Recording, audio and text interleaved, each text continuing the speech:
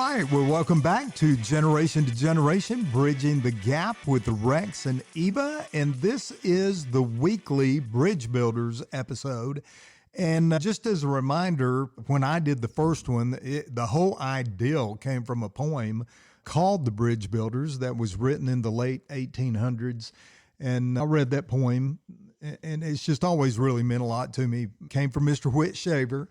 Told that story about how Mr. Whit would walk up and down the streets in my hometown, and he would give us these poems, and I have kept 4 of them specifically all these years. They've just really meant a lot to me, and he gave out a lot more than 4, but there were 4 that I kept, and they've been in every office that I've ever had. They were in my Army office. They were in my construction company office. They've been in my office as a pastor, and now they're in my home office. And they just remind me of some really good days, the way that I was raised. It wasn't just raised by my parents, but raised by a community of people. Back in those days, basically all parents gave each other permission to correct each other's children. And so we truly were raised in a community, and we were subject to correction by any adult, and we respected our elders. And so when I see these poems, I see Mr. Whit walking down the street, but I just see my hometown and all the people that made it great. And Eva and I were talking about this particular episode. She's like, "Dad, really, you going to do another poem?" And I'm like, "Yep, and I'm going to do all 4 of them because they're powerful."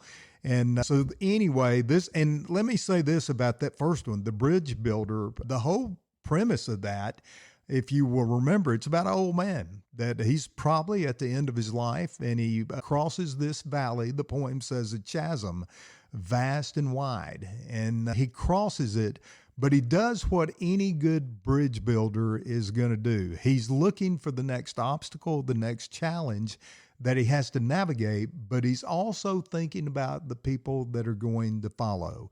And he turns around and he builds a bridge. Even though he doesn't have to, he builds a bridge anyway for the people that are going to be coming the same way.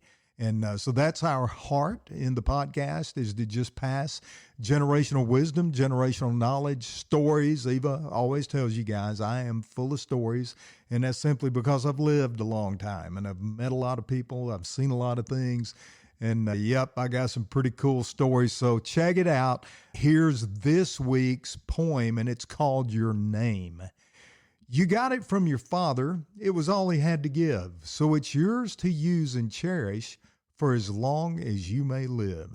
If you lose the watch he gave you, it can always be replaced. But a black mark on your name, son, it can never be erased. It was clean the day you took it, and a worthy name to bear. When he got it from his father, there was no dishonor there. So make sure you guard it wisely. After all is said and done, you'll be glad the name is spotless when you give it to your son. Oh, that is so good. That is powerful. Or when you give it to your daughter, like I am giving it to Eva. And by the way, that's a spiritual principle that comes right out of the Bible. It comes straight out of the Bible. I've been hesitant in the early phases of our podcast. I am a pastor.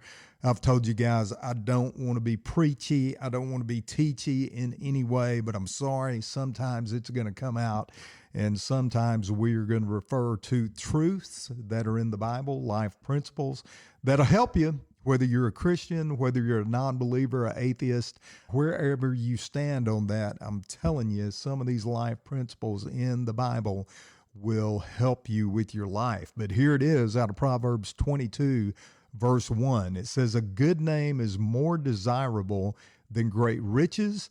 It is to be esteemed is better than silver or gold."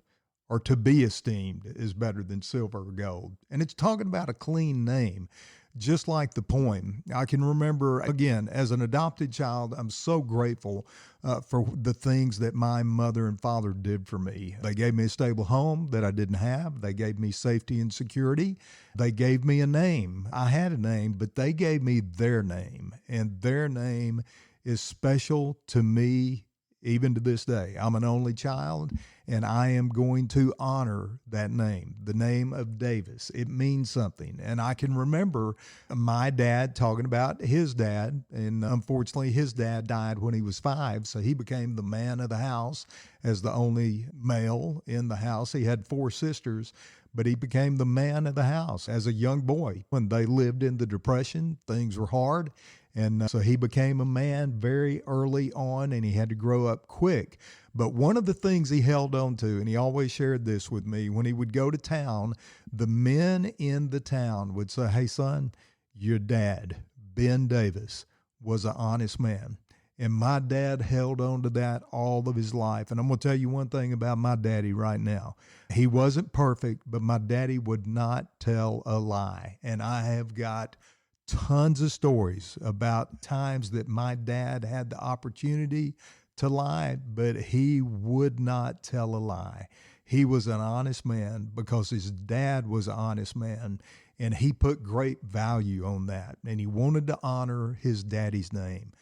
I want to honor my daddy's name, and so I'm telling you right now, I will not dishonor, disgrace, or disrespect my dad's name in any way. And I just realized, oh my goodness, that's a title for a message, because if you are a Christian, I'm going to say the same thing to you. Those of us that bear the title, the name of Christian, we should never dishonor, disgrace, or disrespect our daddy's name in any way. And that message right there, preach. I'm going to fire myself up talking to y'all about this. It's a big deal. It's a clean name. You want your name to be clean. Hey, think about it like this. When somebody mentions your name out loud, what's the response? Do people smile? Do they break out in a grin? Do they even chuckle and say, "Let me tell you something about that person. That's one of the best people I've ever met in my life. They're incredible." And they start talking about the quality of your character. That's a good, clean name. Think about it. What's people's reaction when my name is said out loud? What could the opposite reaction be? Do people grimace? Do they tighten their lips a little bit? And they have really nothing good to say? And maybe they're even struggling to find something good to say. That's not a good name. And I pray that none of our listeners are in that position. We, all of us, should strive to have a good, clean family name. And I'm going to tell you right now, it doesn't just apply to your family. It applies to any of your organizations, your workplace, your agencies, anything that you've been associated with that you are proud of, and you know that organization is running on ethical standards and principles. You ought to want to contribute to the clean name of that organization. Let me give you some examples in my own life. United States Army. I spent 22 years in the Army, and I'm going to tell you right now, I won't do it. Dishonor, and I'm getting a little bit fired up. Eva's not with me. I tend to smile a lot when she's with me, but I'm recording this particular episode by myself, so I'm getting a little fired up down here in the basement, just talking to the walls. But I'm going to tell you, I will not dishonor, disgrace, or disrespect the United States Army in any way. I worked for a construction firm for 10 years, and it was a family-run business. It's a tremendous entrepreneurial story. Someday I might do an episode on it about how that company came to be. But the founding member passed away this past year, and I just thought about him a lot. And I thought, what did Mr. John give not only me, but every employee of that company? What did he leave us with? He left us with a legacy, but he left us with a clean name. Mr. John's name, it had value attached to it. It had integrity attached to it. And it was a clean, honorable name. And every one of us that have worked for that company, we have benefited from that. And even to this day, I'm so proud to tell people I worked for that particular company, and I will not dishonor, disgrace, or disrespect that company in any way. What about my church? What about your church? If you have a church home, I'm going to tell you right now, I'm going to do the very best of my ability. I am not going to dishonor, disgrace, or disrespect my church in any way. And now the rubber is about to hit the road. I'm sorry, y'all. I'm preaching a little bit, but I'm a pastor. It's okay. Here we go. Philippians 1:27 is also one of my favorite verses. Regardless of what happens, I am going to live my life in a manner worthy of the gospel. And so how does that apply to the name? It applies to the name of not only my church, but it applies to the name of Jesus. It applies to the name of the gospel, and it applies to the name of Christian. Anyone that bears that title, there's a name with that. And I want it to be clean. And so I'm going to leave you with this.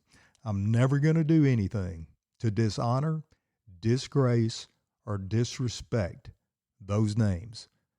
The names of my church, the name of being a Christian, the name of the gospel, and certainly the name that is above all names, Jesus. I'm not going to do it. Hey, there's the poem for this week, your name. It was, hopefully, I pray that your name was clean when you got it. And if it wasn't, I pray that you take some of the things we've talked about in this particular episode, you can make it a clean name. If we live our life based on principle, morals, standards, and for me and Eva, the truths contained in the Word of God in the Bible, if we do those things, we'll have a clean name. So anyway, that's my prayer for you.